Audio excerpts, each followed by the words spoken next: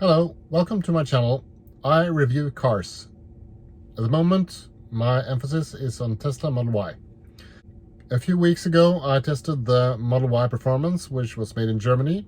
Today, I'm going to test my new Tesla Model Y long range, and I will be having emphasis on the ride comfort, the noise handling, and the performance. Join me for the ride.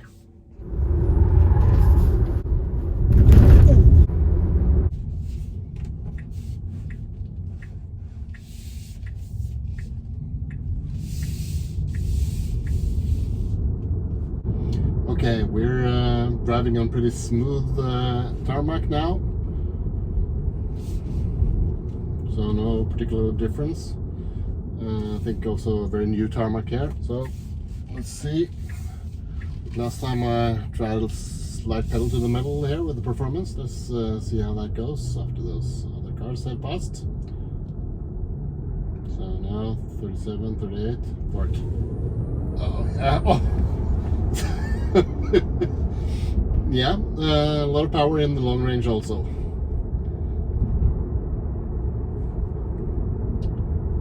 Nothing to complain about regarding comfort, but we'll see when we hit the rougher tarmac. So definitely enough power. Yes, I can. Of course, I got a Tesla. Oh yeah. I'm still mighty impressed by the power in Tesla. Oh, I'm really being pushed back in seats. So yeah, but I can hear this tarmac is a bit rougher, so there is road noise. Now we're entering into even rougher tarmac. Also with some potholes and unevenness. Well, not too bad. Not too bad. So far so good. Rumbling from the wheels.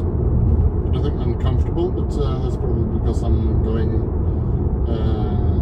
80 kilometers per hour.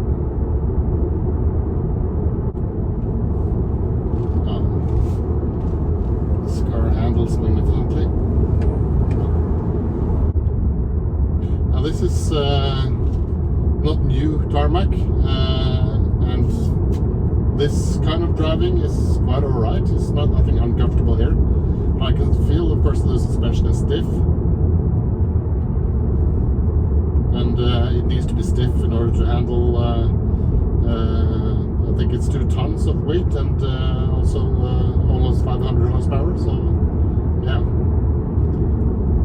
but the driving here, comfort so far on this kind of road, even if it's not used tarmac, it's no problem. But we'll see when the tarmac ends and the gravel takes over with potholes, etc. So follow me for that. Okay, take you up front then. You don't want to be a backseat driver, do you?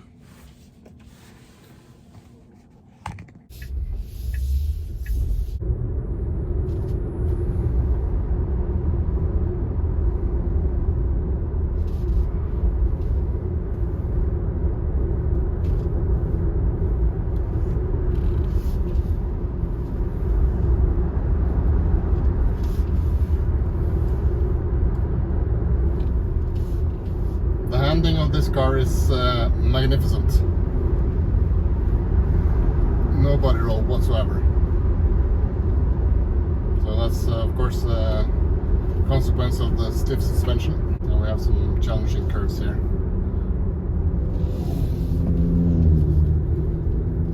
I'm not going to push it downhill. Maybe I'll push it a bit more back uphill when I come back here.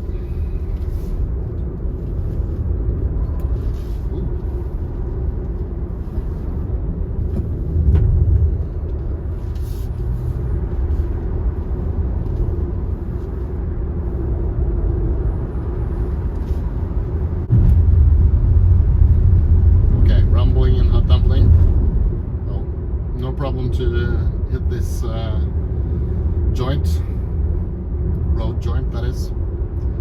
Okay, to the left here. Soon we'll be leaving the tarmac.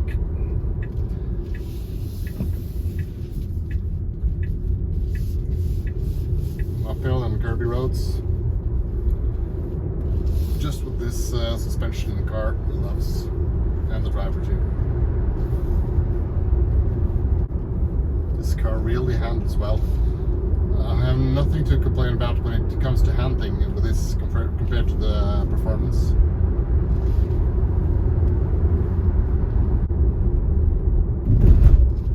Oh, yeah, I could feel that. So it's a bit late in the evening, so that's why we have the low sun. Sorry about that. I think you'll be able to see anyway.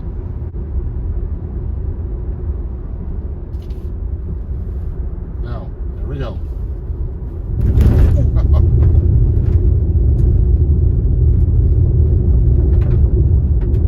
So far, so good. Okay, I'll try to drive slowly also.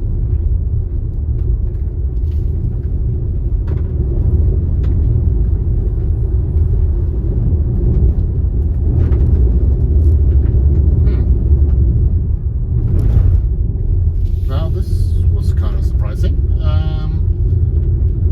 I had this car a week and my kind of gut feeling is that it's a bit cheaper suspension than the performance, but now I'm not quite sure anymore. Have they done something with the soundproofing in this car too? This is actually... Now I'm surprised.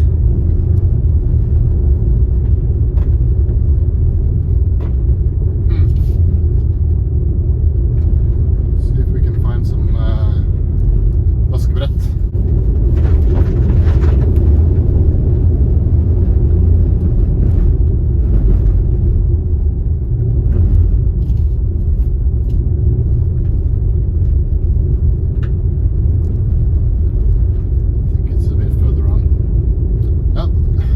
Surprised that this is now this is kind of vaskebrett.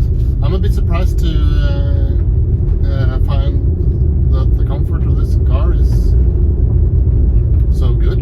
Of course, you can hear that we're not on smooth asphalt, but not bad.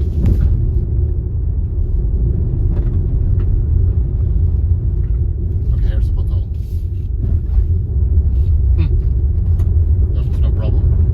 Wasn't on the driver's side, of course.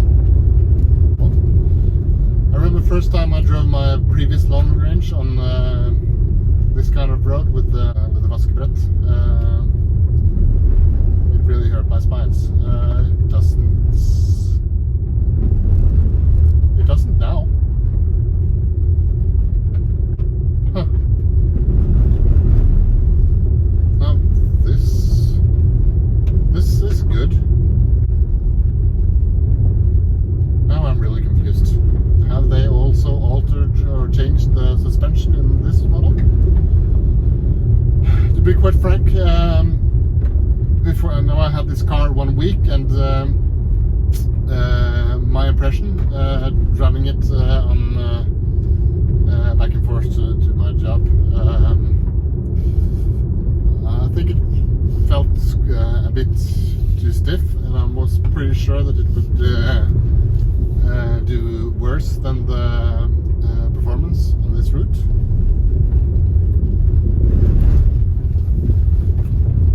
But no, I think it's quite good. Now, areas of potholes. Huh, barely felt them. Oh, now I'm happy.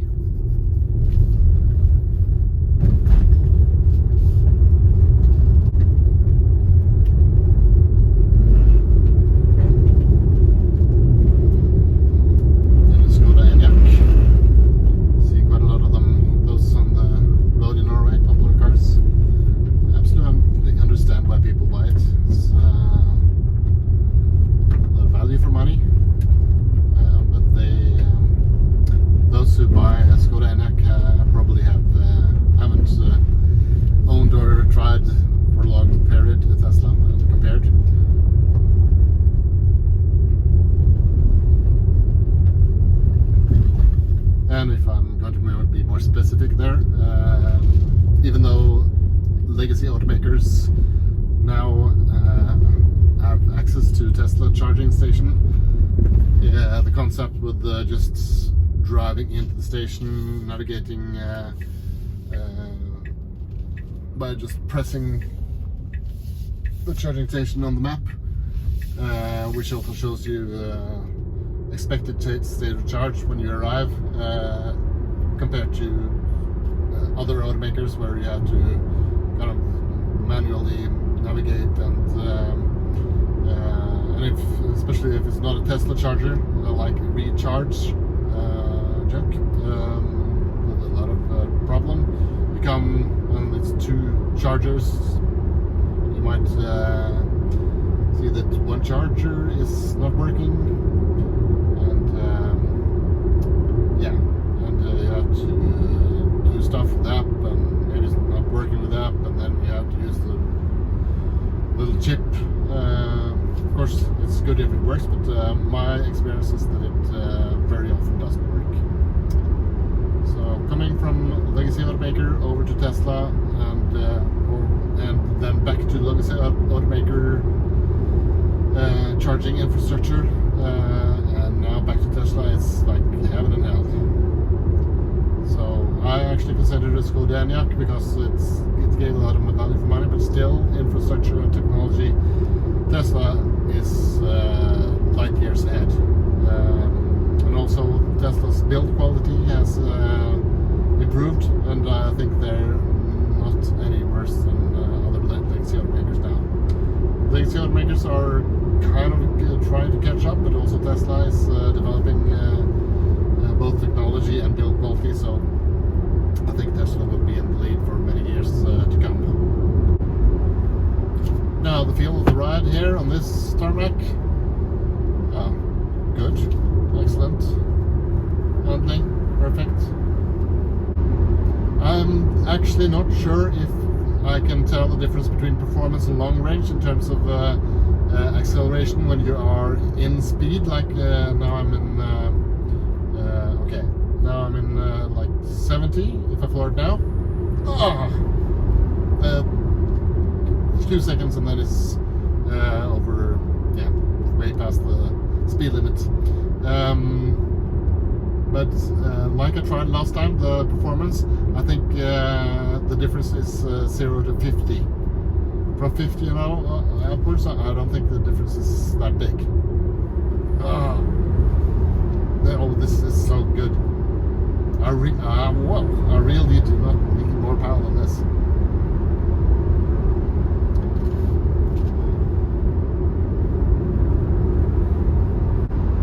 The pleasure I feel driving this car, the long-range car, compared to the pleasure I felt driving the performance, not a very big difference. The handling is great. Power is magnificent. Road noise still has a way to go for both models.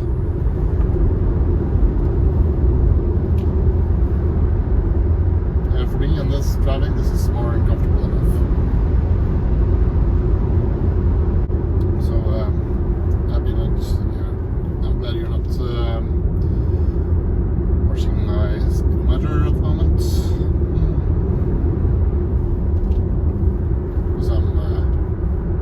I might be sometimes slightly over.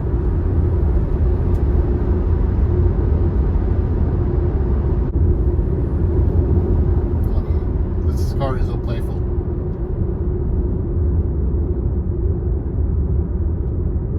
Okay, down to normal speeds. Now we're yeah, it's 10 kilometers below speed limit. Of course, it's allowed to enjoy yourself driving slowly and calmly also. Most of the time I do that, actually. Could have been me in front there. Nah, no. Not that slow. Now we're in 1680 so. And with curvy roads. Well, I'm not in a hurry. So, put on some joyful music and let's just enjoy the ride. I could stay like this forever, following you.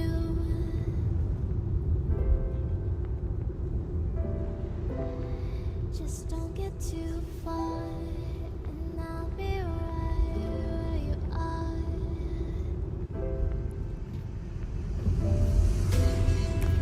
You're a dream that I could finally see. Okay, now we're in Svindal, and we will be passing through the small center of this nice place. And there we have some speed bumps, so we'll see how the suspension of this nice long-range vehicle tackles the speed bumps. So hold on tight. I'll do that in 30 now. Oh, barely felt it. Okay, let's do it slightly faster. Oh, this is good.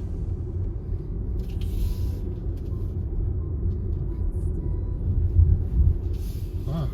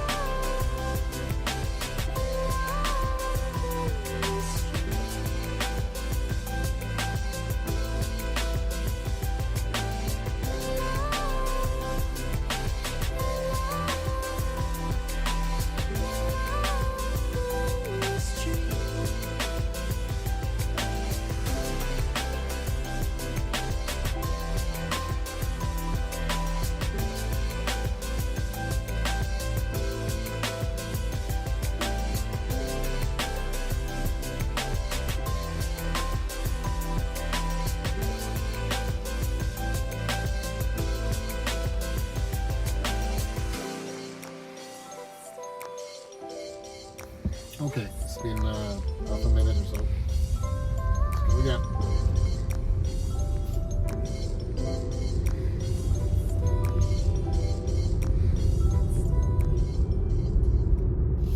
So, 0 to 100.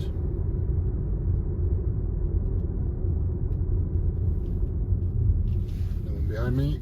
Okay. Ready, set, go. Oh, yeah. It's definitely what I expected. The 0 to 50 is not as brutal in this car as in the performance, but from 50 and up, it's oh. Now let's see if we can challenge the suspension in these curves uphill. Hope we don't meet anyone, then I have to slow down.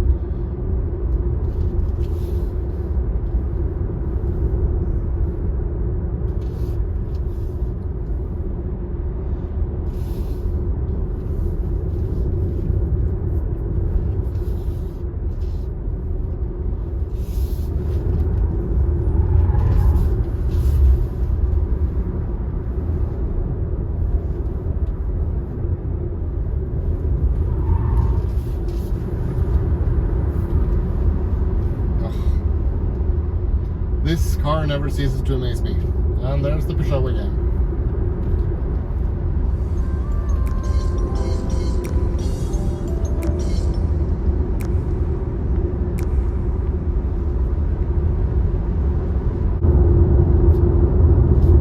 Okay, highway cruising. More than enough power here also.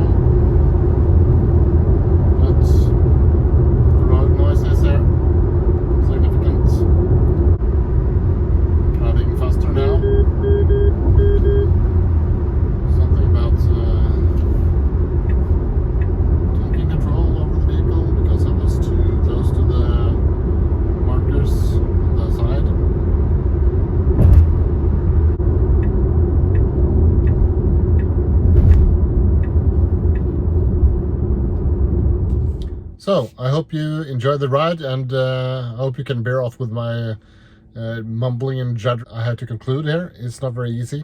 I was actually expecting to bring you some bad news regarding the suspension of the long range from China from 2022.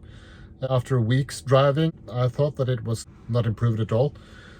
But upon driving this route, comparing it to performance, which I drove a couple of weeks ago, I must say that I'm positively surprised. On new tarmac, road noise is about the same. Handling, I must say I don't miss anything in the performance there, so it's good. It handles curves like on rails. And road noise, yeah, it's about the same. Performance, no doubt that the performance Model Y is faster 0 to 50, but from 50 and upwards I'm pretty sure it's about the same. So as for on rougher tarmac, I think the noise is too loud in this car, but it was a bit too loud also in the performance. I think maybe the performance has better sound insulation. And when it comes to suspension handling, I wasn't able actually to detect any difference between the performance and the long range. That is of course a compliment to the performance suspension, because it is tuned to be able to handle more power and more aggressive driving. When I drove on non-tarmac, meaning gravel road, I think it's about the same, both in terms of handling potholes and dvaskebrett, and also sliding from side to side. So the long range definitely gave me a positive surprise here. The reason why I'm surprised is that after a week of driving, I thought it was a bit stiff, especially on roads which go like this. So you're sitting like this. But I think it's the same with the performance also. So conclusion, don't not buy the long range if you're afraid of not having a comfortable ride, because the ride is just as comfortable as the performance. As for buying performance, that is also a very good buy. I would definitely buy the performance and non regret at all, but I don't regret buying the long range either. For the performance, you still got quite a lot of value for money. As far as I know now on the website, it's 40,000 NOK, 4,000 euros or dollars up from long range to performance. For that, you get the 21 Uber turbine wheels. If you add that on to the long range, I think you have to add 2,000 euros, 20,000 NOK. You also get slightly more sound insulation, slightly more, not significantly more. You get the spoiler and red brake calipers. And also notice that on the back seat, just outside where the seat belt is kind of plastic thing on this long range. On the performance, you have the more carpet thing, so it stopped the seat belt from rattling. So what's the conclusion? I just love Tesla Model Ys, and the performance really beats your butt. So fantastic car, even if you drive by a long range or if you buy a performance. So thumbs up. Thank you for watching, and for more videos of this kind, please subscribe and press the bell if it works. And in a couple of weeks, I will be taking a long trip with the Tesla Model Y. I will be going with my family to Corsica, so I think it's about 2,500 kilometers each way. So I'll be going through Deutschland, through Österreich, and through Slovenia. Really excited to experience how this will be, both in terms of stau and how often I really need to stop to charge up, and how long I need to charge up, and how the family will experience this. So stay tuned. I will be making several parts of this journey. So again, thanks for watching, and see you later.